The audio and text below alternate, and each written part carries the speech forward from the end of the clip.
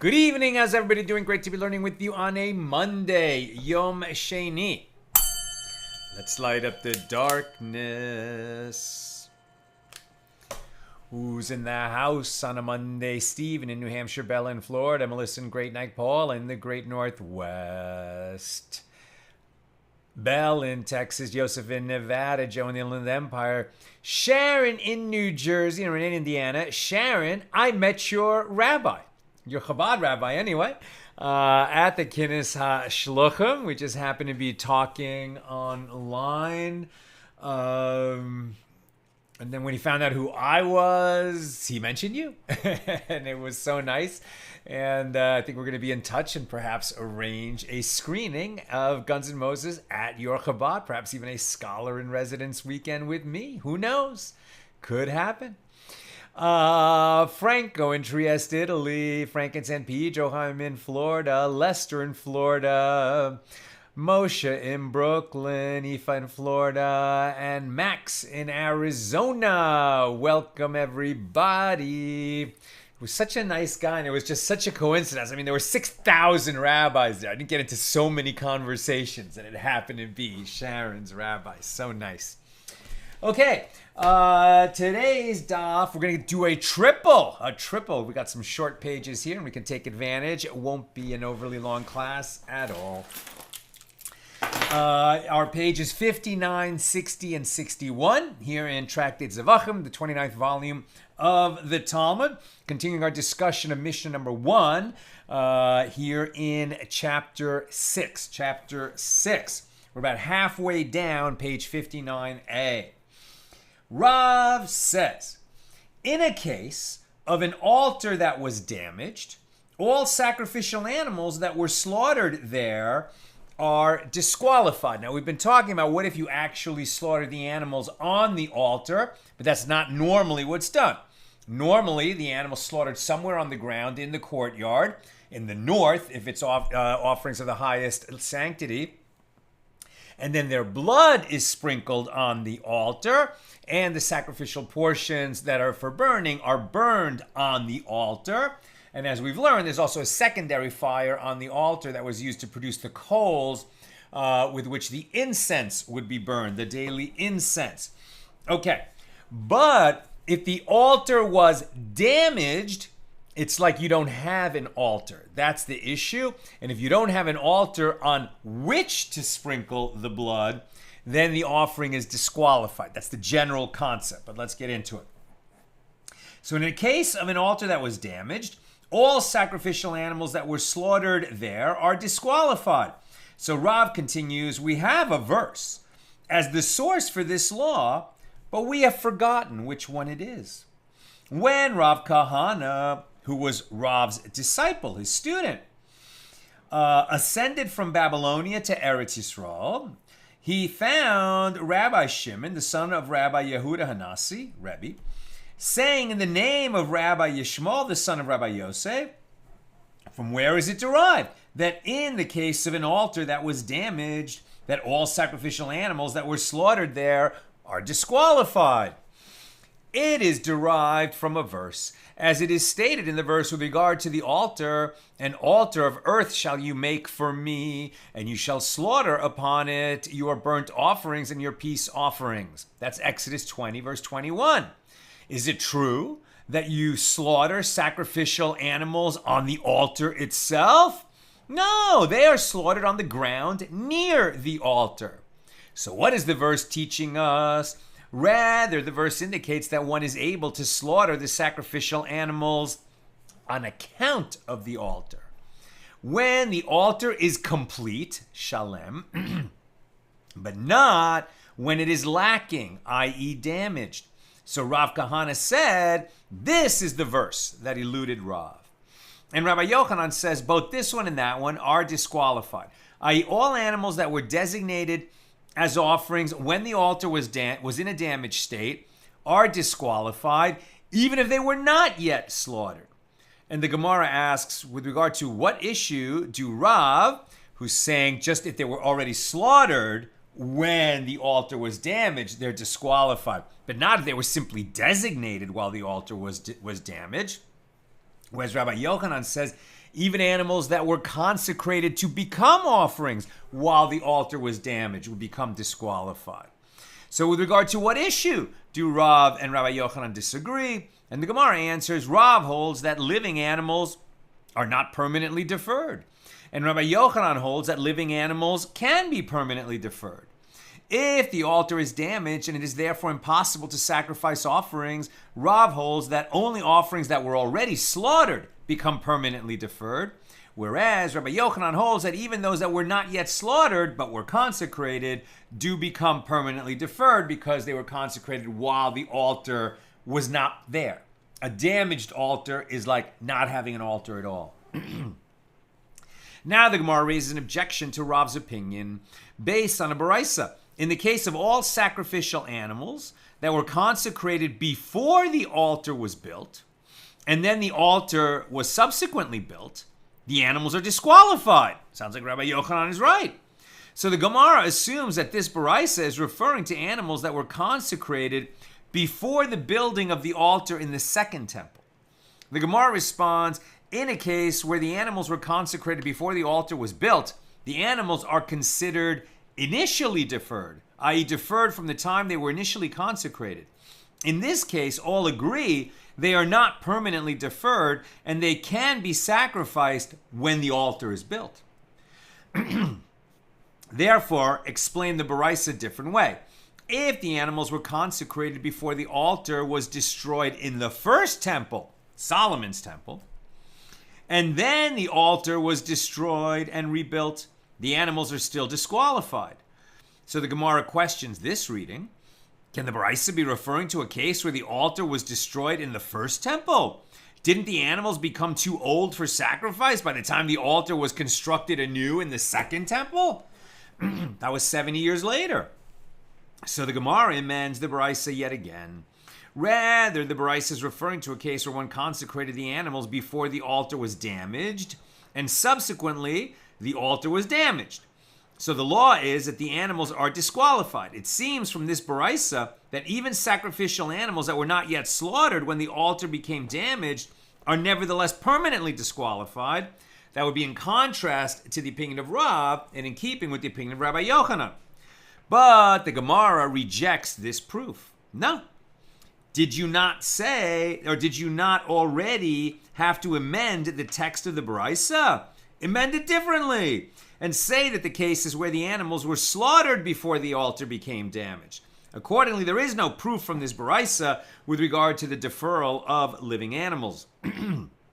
Rav said that sacrificial animals that were slaughtered in the Holy Temple courtyard when the altar was in a damaged state are disqualified. So the Gemara asks, but doesn't Rav Giddel say that Rav says, in a case where the golden altar became uprooted, the golden altar is the incense altar inside the sanctuary, and it became uprooted from its location in the sanctuary, one may burn the incense in its place. So apparently it is not essential to have the altar in order to sacrifice offerings. Are we going to really learn that out from the incense altar? That's not where we put offerings. That's not where we sprinkle the blood of offerings, except for, Yom Kippur offerings and a few other that go inside the sanctuary. But most of them go on the external altar, which is a whole different idea. Now the Gemara answers, it is like that which Rava says. We're going to come to it today. Although Rabbi Yehuda maintains that the entire temple courtyard is fit for burning the sacrificial portions of offerings, Rabbi Yehuda would concede with regard to the presenting of the blood that it must be performed specifically on the altar. Here too, the Gemara says Rav concedes with regard to the blood that an altar is required. Consequently, if consecrated offerings were slaughtered when the altar was in its damaged state, since the blood may not be presented because the altar is damaged, the offering is disqualified. That's the law. Now, having briefly mentioned Rabbi Yehuda's opinion, the Gemara asks, what is the context of the statement of Rabbi Yehuda? And the Gemara answers, as it is taught in a Baraisa, the verse states, with regard to the inauguration of the temple, the first temple in the time of King Solomon, quote, on that day the king sanctified the middle of the court that was before the house of the Lord, as there he offered the burnt offering and the meal offering and the fat of peace offerings, because the copper altar that was before the Lord was too small to receive the burnt offering and the meal offering and the fat of the peace offerings. That's from 1 Kings 8:64.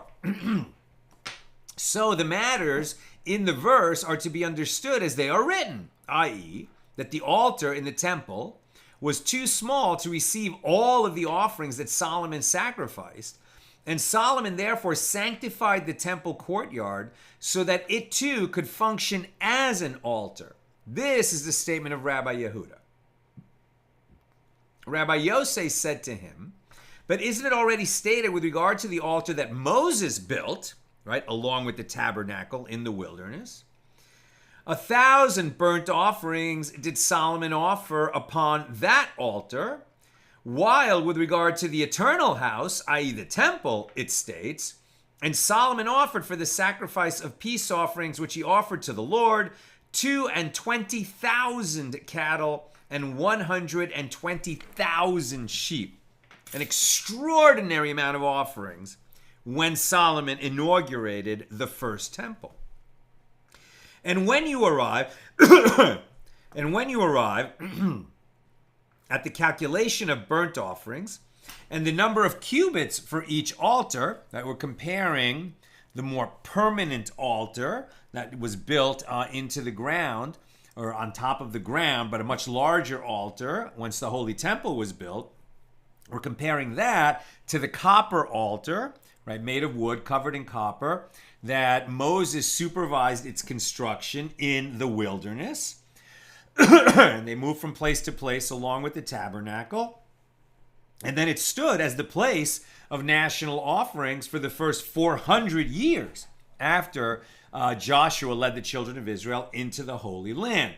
And only after 400 years did first King David designate the place in Jerusalem where the temple would stand. And then his son, King Solomon, built the Holy Temple and then the much larger altar.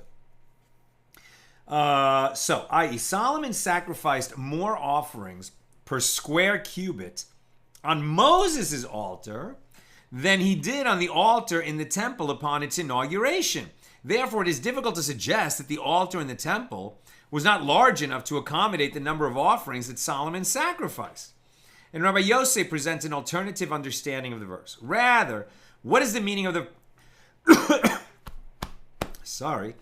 what is the meaning of the phrase, because the copper altar was too small to receive?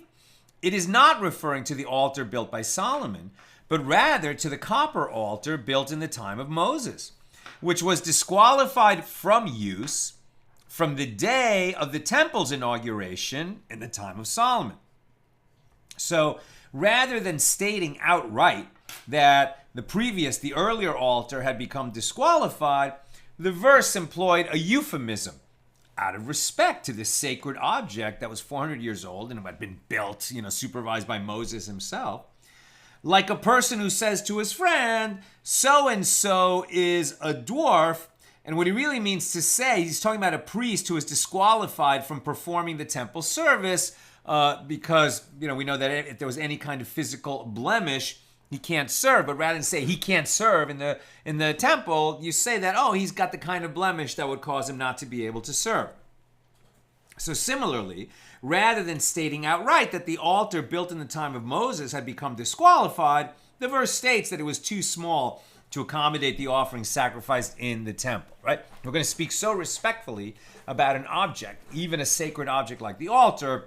How much more should we speak very, respectfully and in a refined manner about people in our lives? And really, it'd be much better first of all, we shouldn't talk about people at all. It's almost always Lashon Hara, gossip, wicked speech. But if we have to talk about people, we need to go out of our way to speak in a refined manner about them.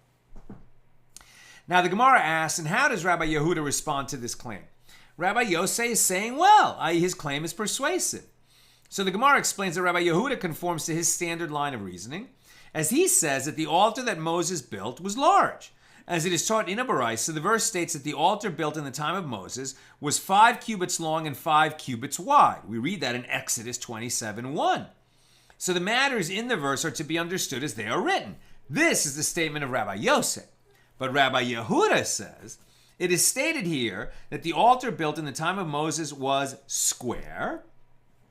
And it is stated there in Ezekiel's prophetic description of the altar that it is square.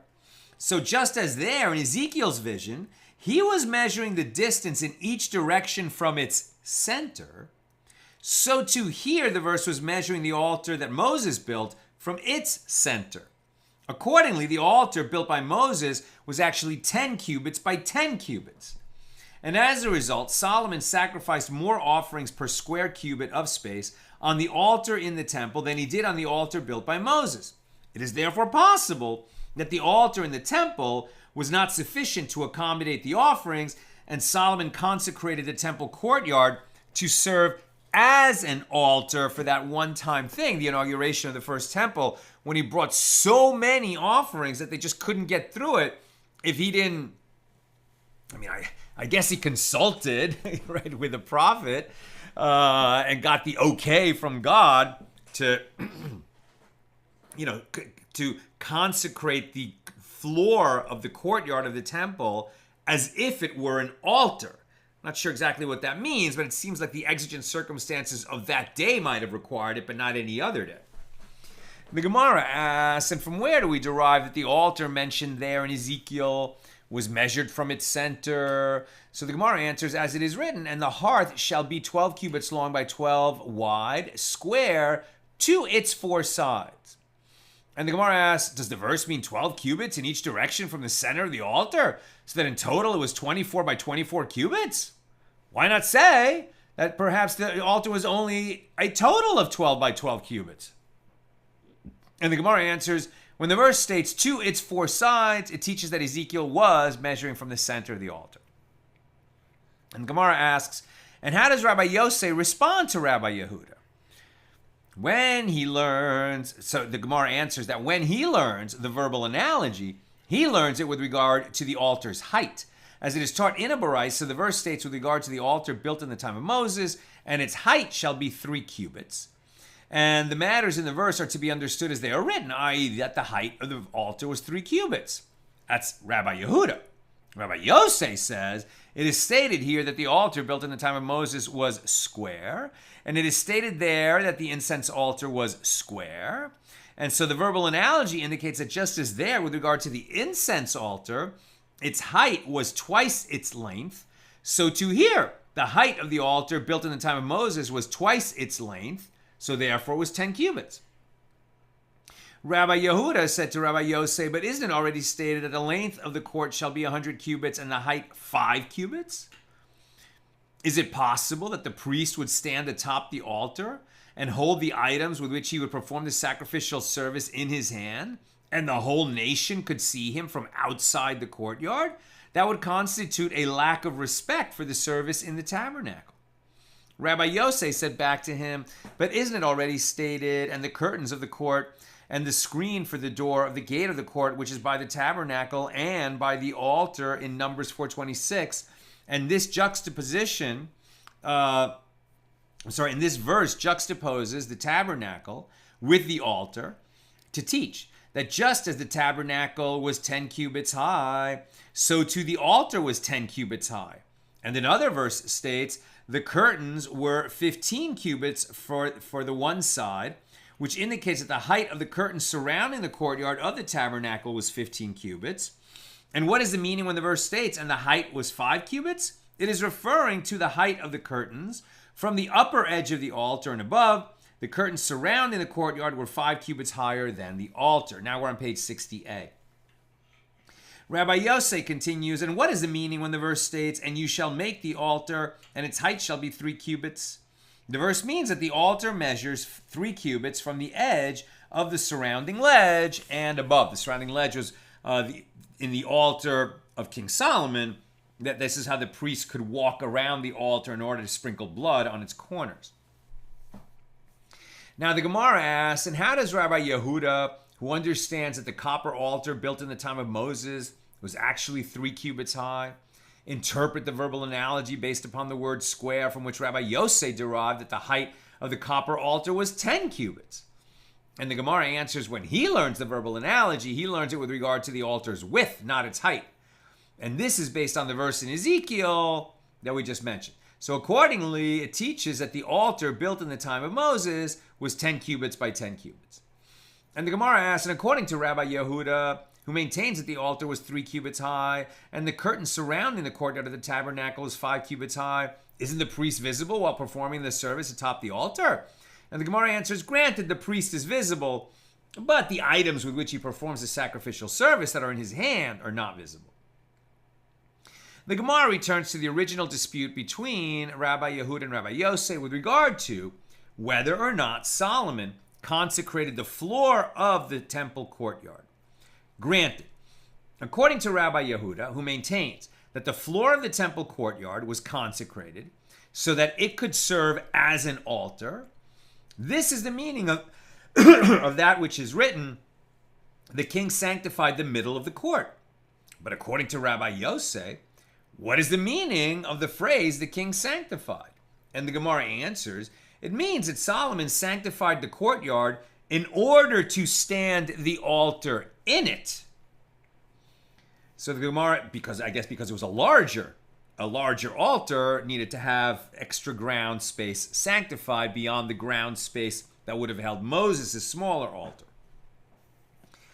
So the Gemara continues, granted, according to Rabbi Yosef, who maintains that the surface of the altar built in the time of Moses was 5 by 5 cubits. This is the meaning of that which is written in the continuation of the verse, because the copper altar that was before the Lord was too small to receive. But according to Rabbi Yehuda, who maintains that its surface area was 10 cubits by 10 cubits, what is the meaning of the phrase too small? And the Gemara answers, the verse is referring to the altar built by Solomon, and this is what it is saying. The stone altar that Solomon built in place of the copper altar built in the time of Moses was too small to accommodate the large number of offerings. So the Gemara asks, with regard to what principle do Rabbi Yehuda and Rabbi Yosef disagree that causes them to interpret differently the verbal analogy based on the word square? And the Gemara answers, well, one sage, meaning Rabbi Yehuda, holds that we derive the dimensions of the external altar built in the time of Moses from the external altar described in Ezekiel, which is about the third temple in the future when Mashiach comes. But we do not derive the dimensions of the external altar from the dimensions of the inner altar, which is used for the burning of incense, not receiving the blood of offerings and the burning of sacrificial portions. And the other sage, Rabbi Yosef, holds that we derive the dimensions of a portable vessel, i.e. the copper altar built in the time of Moses, from the dimensions of another portable vessel, i.e. the golden altar built at that time. But we do not derive the dimensions of a portable vessel from the dimensions of an edifice, i.e. the stone altar in Solomon's temple. New topic. Rava says, although Rabbi Yehuda maintains that the entire temple courtyard is fit for burning the sacrificial portions of offerings, because Solomon sanctified it, he concedes with regard to the blood and holds that it must be presented on the altar itself. Even if he sanctified the entire, courtyard floor so that he could, burn sacrificial portions on it because it just wasn't enough room on the altar for that one-time massive inauguration of the first temple, even he concedes that in terms of the blood being sprinkled, that couldn't be done anywhere on the courtyard floor. It had to be done on the corners of the altar itself. As it is taught in a Baraisa that Rabbi Yehuda says, on Erev Pesach, right, the afternoon before Passover begins, when all of the Pesach offerings are brought, a priest would fill 1 cup with the blood of the many offerings brought that day, and that was now mixed together on the floor. And then he would pour it on the altar, so that if all the blood of one of the offerings had been spilled and was never presented on the altar, this cup would contain a small amount of that blood, and pouring it on the altar would render the offering fit. And so now Rav explains his proof, and if it enters your mind that Rabbi Yehuda maintains that the entire temple courtyard was consecrated so that it had the status of the altar, then the mitzvah, the commandment of sacrificing the Pesach, was already performed, even if the blood spilled on the ground of the courtyard and was never presented on the altar. Since he says you have to pick up some of that blood and sprinkle it on the altar, it must be that what Solomon might have consecrated for the purpose of burning the sacrificial portion, but he didn't consecrate it for the purpose of receiving the sprinkling of the blood. That needs to be done on the altar. But the Gemara attempts to reject this proof. Well, perhaps Rabbi Yehuda requires pouring a cup of the mixture of blood on the altar due to the fact that he holds that we required pouring of the blood of the Pesach by human force. Since the blood on the floor of the courtyard was not poured there by a person, the mitzvah has not yet been fulfilled, despite the fact that the floor does have the same status as the altar. And the Gemara responds to this challenge by saying, if so, let the priest take the cup of the mixture of blood and pour it in its place on the floor rather than on the altar. Then there's human force, and you wouldn't have to bring it to the altar. If you have to bring it to the altar, it must be that sprinkling the blood of offerings has to be done on the altar itself. So the Gemara rejects Rabba's proof, but perhaps Rabbi Yehuda requires the blood to be poured on the altar only due to the fact that we require the mitzvah to be performed in the optimal manner.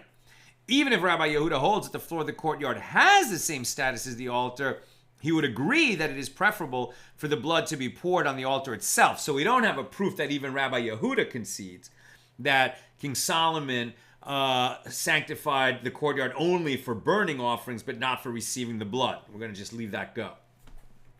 Now, Rabbi Elazar says, in the case of an altar that was damaged, now we're back to the original point that we started with, one may not eat the remainder of a meal offering on its account. As it is stated, take the meal offering, right, a flour offering, like wheat flour. Take the meal offering and eat it without leaven beside the altar, for it is most holy. That's Leviticus 10:12. So the verse is difficult. But did the priest have to eat the meal offering beside the altar? A priest may eat sacrificial items, even of the most sacred order, anywhere in the temple courtyard. Why does it say beside the altar? So rather, the verse means that one may eat the meal offering only at a time when the altar is complete, but not at a time when it is lacking. So just as animals that are slaughtered when the altar is damaged would be disqualified, likewise meal offerings that are gathered when the altar is damaged would also be disqualified. So the Gemara continues, we found a source for this law with regard to the remainder of a meal offering. From where do we derive that this law applies to all offerings of the most sacred order? And the Gemara answers, the end of the verse states, for it is most holy. Since this item is also used with regard to the other offerings of the most sacred order, it is derived through verbal analogy that these offerings may not be eaten if the altar is damaged. The Gemara continues, from where is it derived that this law also applies to offerings of lesser sanctity, which recall can be slaughtered anywhere in the courtyard, not just in the north, but then their blood has to be sprinkled on the altar. And so it would seem that if they were slaughtered at a time that the altar is damaged, they're already disqualified. Abaye said, it is derived from the exposition of Rabbi Yosef. As it is taught in a Baraisa, Rabbi Yosef says 3 halakhic matters in the name of 3 elders, and this is one of them. Now we're on page 60b.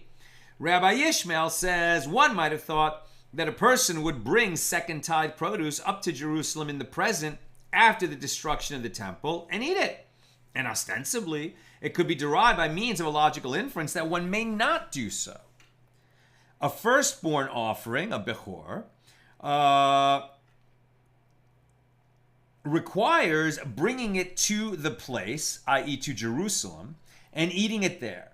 And second tithe produce requires bringing it to the place, Jerusalem, and eating it there. And so just as the firstborn offering may be eaten only in the presence of the temple, so too, second tithe produce may be eaten there only in the presence of the temple. Rabbi Yishmael notes that this derivation could be challenged. What is notable about a firstborn, a Bechor? Bringing the Bechor to Jerusalem is required only in the presence of the temple, because it is notable in that it requires placement of its blood and its sacrificial portions upon the altar. Will you say the same with regard to second tithe produce? That's never brought into the holy temple or offered on the altar or burned there. Meiser Sheni, second tithe, is just so that a regular Jew will have what to eat when he makes the pilgrimage. To attend the festival in Jerusalem. But Meiser Sheni produce is never offered in any way in the temple. So will you say the same with regard to Meiser Sheni produce? It requires only that it be consumed in Jerusalem. It has nothing to do with the temple. So maybe, even in the absence of a temple, we should be tithing our produce and then going up to Jerusalem and eating Meiser Sheni produce there. So he continues, first fruits, Bikurim, will prove that placement of the blood upon the altar is not a factor, as they do not require placement of blood upon the altar, and yet they are brought to Jerusalem only when the temple is standing. Rabbi Yishmael counters, what is notable about Bikurim? They are notable in that they require placement alongside the altar. So perhaps Meiser Sheni does not require placement at all. Even in the present, one must bring it to Jerusalem and eat it there. We haven't disproved that we should be bringing Meiser Sheni up to Jerusalem even in the absence of a temple. We don't, but we haven't proved it yet. So Rabbi Yishmael concludes, therefore the verse states, and there you shall bring your burnt offerings and your sacrifices and your tithes and the firstborns of your herd and your flock. Deuteronomy 12:6. So the Torah juxtaposes Meiser Sheni with the Bechor, just as the Bechor, right, the firstborn offering, right, with the firstborns of your kosher livestock would have to be brought up and given to the priests, blood sprinkled on the altar, etc., when the temple was standing. So just as the Bechor may be eaten there only in the presence of the temple, so too Meiser Sheni may be eaten there only in the presence of the temple, meaning when the temple is standing. The Gemara questions why a verse was needed to teach that Meiser Sheni produce may not be consumed nowadays. But let the logical derivation return, and the law will be derived from the common element between the laws of a Bechor and Bikurim, first fruits. Although each has a unique factor, they share a common element. They must be brought to Jerusalem, and that they may be eaten only in the presence of the temple. So too, Meiser Sheni, which also must be brought to Jerusalem, should be permitted for consumption only when the temple is standing. And the Gemara answers, Rabbi Yishmael did not present this derivation because it could be refuted in the following manner. What is notable about the two sources that share a common element? Both Bechor and Bikurim are notable in that they possess an aspect of being offered upon the altar. Since Meiser Sheni does not share this characteristic, its laws cannot be derived from those pertaining to the Bechor and the Bikurim. So the Gemara asks, what does Rabbi Yishmael hold? If he holds that the initial consecration of the temple sanctified it for its time and sanctified it forever, then it should be permitted to build an altar and sacrifice offerings even nowadays. And therefore, even a Bechor may be eaten. And if he holds that the initial consecration of the temple area did not sanctify it forever, then let the dilemma be raised with regard to the Bechor as well. Ravina said, actually, Rabbi Yishmael holds that the initial consecration of the temple by Solomon did not sanctify that spot forever. And although one cannot slaughter the Bechor to begin with, here we are dealing with a Bechor that was slaughtered and whose blood was sprinkled on the altar before the destruction of the temple, and then the temple was destroyed, and the meat of the Bechor still exists, and the question is, can we eat it, even though all of it was done while the temple was standing, and then before the priest got around to eating the Bechor, the temple was destroyed? It's a very specific hypothetical question, but we're still testing our understanding of the law. So it is prohibited to eat the meat of the Bechor, in this case, because its meat was juxtaposed with its blood. which is mentioned in the previous verse. As it is stated, you shall sprinkle their blood, and you shall burn their fats, and their flesh shall be yours, meaning the priests. That's Numbers 18, verses 17 and 18. So the juxtaposition teaches that just as its blood is sprinkled only on the altar, so therefore you have to have a temple with an altar in it, so too its meat may be consumed only in a time when there is an altar. And the case of Meiser Sheni comes and is derived from the case of a Bechor. Consequently, Meiser Sheni produce may not be consumed unless there is an altar in existence. Therefore, if there's no temple, then there's no altar, and therefore we don't bring Meiser Sheni. The Gemara asks, but does a matter derived via a juxtaposition with another case then teach the law? Teach that the law applies to a third case via a juxtaposition between the second and third cases? Didn't we learn that we don't do that? Okay. There is a principle that this is not a valid method of deriving laws pertaining to consecrated matters. Since the law with regard to the meat of the Bechor is derived from the juxtaposition of the meat it's a juxtaposition of the meat to the blood of the Bechor, one cannot then prove that the same law applies to Meiser Sheni produce simply because it is juxtaposed in a verse with the meat of the Bechor. And the Gemara answers, Meiser Sheni grain, right, the grain, is not sacred, and therefore the acceptable methods for deriving its laws are not limited in this manner. It's interesting, is it sacred or not? Meiser Sheni is the second tithe, right? Now you can redeem it, trade it for money, and then you bind that money in your hand, and then you can only use that money when you go up to Jerusalem, when the temple is standing, and you're attending the pilgrimage festival, Pesach, Shavuos, or Sukkot, and then in Jerusalem, you can exchange that money for food and drink so that you can celebrate the festival while you're in Jerusalem.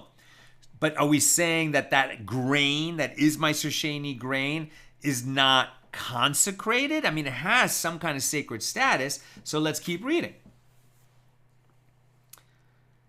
Meiser Sheni grain is not sacred, and therefore the acceptable methods of deriving its laws are not limited in this manner. And while the Gemara asks, okay, well, this works out well according to the one who says, in determining whether the derivation involves consecrated matters or not, we follow the matter that is derived from a matter derived from a juxtaposition. Since in this case, the matter derived is Meiser Sheni produce, which for these purposes is non-sacred, its legal status may be derived from juxtaposition with the laws of sacrificial matters. Right? For these purposes, it's not sacred because it's not something that's brought into the temple and offered there. But according to the one who says we do follow the matter that teaches, i.e. from which the law is derived, then what is there to say? The status of Meiser Sheni produce may not be derived by means of a juxtaposition with the status of the Bechor, which itself was derived from the blood of the Bechor, because the Bechor offering is a sacrificial matter, right? The Bechor is a sacrificial matter in the temple. So the Gemara answers, this is not a matter derived from a juxtaposition, as the status of the Bechor is not derived from the status of the blood. Blood and meat are the same thing. They are one matter. There is only one derivation in this case, which is that the status of Meiser Sheni produce is derived from the status of the blood and meat of the Bechor. So in any event, Abaye has proven, quoting Rabbi Yishmael's statement cited by Rabbi Yosef, that even sacrificial items of lesser sanctity may not be eaten if the altar is missing or damaged. When Ravin ascended from Babel to Eretz Yisrael, he stated this law, that even items of lesser sanctity are disqualified if the altar is damaged or missing. And he said this in the presence of Rabbi Yirmiyah. Rabbi Yirmiyah said, foolish Babylonians, because they dwell in a dark land, they state laws that are dim. Have they not heard that which is taught in the Baraisa? At the time when the Jewish people would dismantle the tabernacle, okay, moving around in the wilderness after having coming out of Egypt, at the time when the Jewish people would dismantle the tabernacle in order to depart on their journeys in the wilderness, sacrificial food was disqualified from being consumed, since the altar was not in its place. Nevertheless, Zavim and Metzorim, those who had a gonorrhea-like discharge or those who had the skin condition saras, were sent out of the relevant partition. A Zav was sent out of the Levite camp, and a Mitzorah was sent out of the Israelite camp. And it is taught in another Baraisa, sacrificial food could be consumed in two locations, i.e. one could eat it while the temple was in place, and one could continue eating it after the tabernacle had been dismantled and transported. And what? Is it not that this first Baraisa is referring to offerings of the most sacred order, and that second Baraisa is referring to offerings of lesser sanctity? So accordingly, Abaye's statement that offerings of lesser sanctity may not be consumed if the altar is damaged is not correct, right? It seems like we've disproven that. Ravina said that there is an alternative reconciliation of the two Baraisas. Both this Baraisa and that Baraisa are referring to offerings of lesser sanctity, and yet it is not difficult. I'm almost done. Questions or comments, please get them in now. Now I'm on page 61a, which is one of these tiny, super short pages. This first Baraisa is in accordance with the opinion of Rabbi Yishmael, who derives that meat of a firstborn offering, which is an offering of lesser sanctity compared to sin offerings and guilt offerings, right? A Bechor is not offerings of the highest sanctity, it's lesser sanctity. So the meat of a Bechor cannot be consumed if the altar is damaged or absent, based upon the law pertaining to the blood of the Bechor. That second Baraisa is in accordance with the opinion of the sages who disagree with Rabbi Yishmael. And if you wish, say there is a different resolution of the two Baraisas. Both this Baraisa and that Baraisa are referring to offerings of the most sacred order. Now we're back to guilt offerings, sin offerings, burnt offerings. And what does the second Baraisa mean when it says that the food may be consumed in two locations? It is referring to when the Israelites arrive at a new camp, before the Levites have erected the tabernacle. And when they are leaving the camp after the Levites dismantle the tabernacle, but before they remove the altar.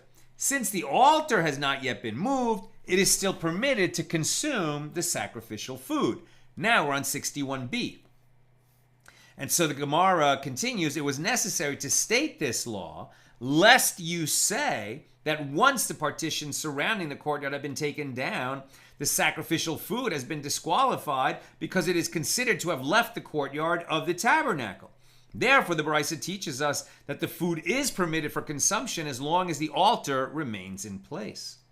And the Gemara challenges this and says, and say it is indeed so that the sacrificial food should be disqualified because it is no longer within the partition surrounding the courtyard. And the Gemara explains, the verse states, then the tent of meeting shall travel.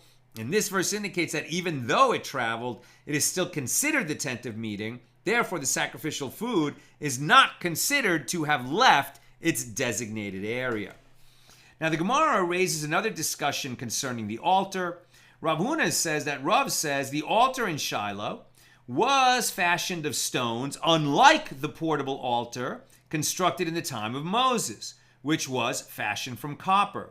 And this is as it is taught in a Baraisa. Rabbi Eliezer ben Yaakov says, why must the verses state that the altar must be fashioned from stones in Exodus 20, verse 22? This is what was confusing to me the other day.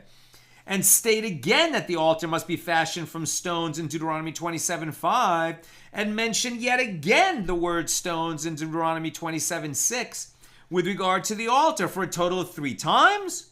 These allude to the 3 different stone altars before the temple was built. Or, well, 3 times, 3 total. 1 in Shiloh, 1 in Nov and Gibeon, which was short-lived, and 1 in the eternal house once the temple was built. Right, those 3 different locations where they had a stone altar, not the portable altar of Moses. Rav Acha bar Ami raised an objection based on a Baraisa. The fire that descended from heaven upon the altar in the days of Moses departed from atop the copper altar only in the days of Solomon, when he replaced the copper altar with a stone altar. And the fire that descended upon the altar in the days of Solomon did not depart until Menashe, right, King Menashe, the wicked King Menashe, came and removed it by destroying the altar. And if it is so that the altar in Shiloh was fashioned of stones, it emerges that the fire departed the copper altar earlier, when the stone altar in Shiloh replaced the copper altar of Moses many years before King Solomon. And the Gemara explains Rav Huna stated his opinion in accordance with this statement of Rabbi Nassan. As it is taught in Baraisa that Rabbi Nassan says the altar in Shiloh was fashioned of copper. It was hollow and full of stones. Rav Nachman Bar Yitzchak says that there's an alternative answer. What is the meaning of this statement in the Baraisa that the fire did not depart until the days of Solomon? It means that it did not depart in a manner in which it was nullified. It was still somewhat present in Shiloh on the copper altar, which stood together with the stone altar. And the Gemara asks, what is it? I.e., what does it mean that the fire did not depart in a manner in which it was nullified? And the Gemara answers, the rabbis say, the fire on the copper altar would emit sparks toward the stone altar when the priest would sacrifice offerings on the stone altar. And Rav Papa says the fire was as a guest. Sometimes it was here on the copper altar, and sometimes it was there on the stone altar. They're trying to reconcile how we could have the copper altar and the stone altar. What did the stone altar mean before a permanent altar was built when Solomon built the Holy Temple? But it's worth noting that when we're talking about the fire that consumed the offerings, right, the sacrificial portions that were burned in the altar pyre, Pyre, we're talking about a supernatural fire, right? So when on the day that Moses inaugurated the tabernacle in the wilderness, right, a holy fire came down from heaven and lit that fire where they would burn the sacrificial portions of the offerings. And throughout most or all the first temple period, or at least until King Menashe came and messed it up, you had not just one, but 10 ongoing miracles. Right? So if you visited the tabernacle or Solomon's temple, you would not, wonder, is there a God in heaven? When you arrived at the Holy Temple, you were seeing supernatural forces at work. By the time of the second temple, this was much reduced. Right? There was still a tremendous air of holiness that was incredible, but you didn't have these kind of, ongoing, ever-present, visually, apparent miracles that you had in the days of the tabernacle and the first temple. Something like the incense, the smoke of the incense, even on a windy day, went right up in a straight line. That was another one of the miracles. The showbreads remained warm and fresh all week, just as they came out of the oven and were placed there at the beginning of the week.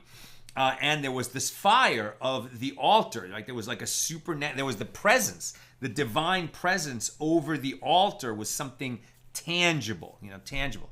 I wish I could get in a time machine and go back and see it.